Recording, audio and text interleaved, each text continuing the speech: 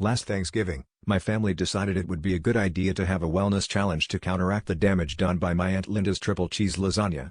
While most of us signed up for step-counting apps or started taking suspiciously brisk walks around the neighborhood, my cousin Dave, always an innovator, announced he was going to train for a marathon.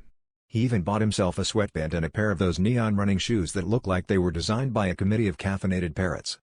The first week, I figured Dave was hitting the nearby park for his runs, but the only time I ever saw him moving at speed was during commercial breaks, sprinting from the couch to the fridge and back, usually with a plate of taquitos in hand.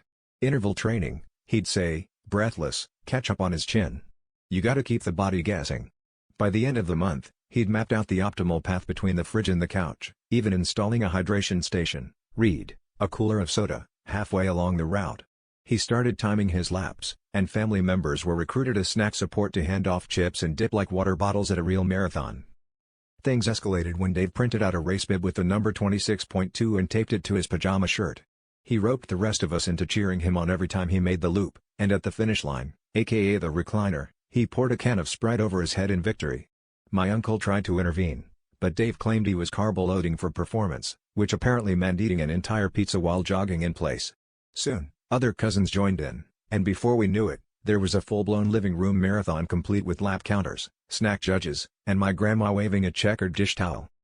After 3 hours, a pile of empty chip bags, and exactly 0 actual miles traveled, Dave declared himself the undisputed champion.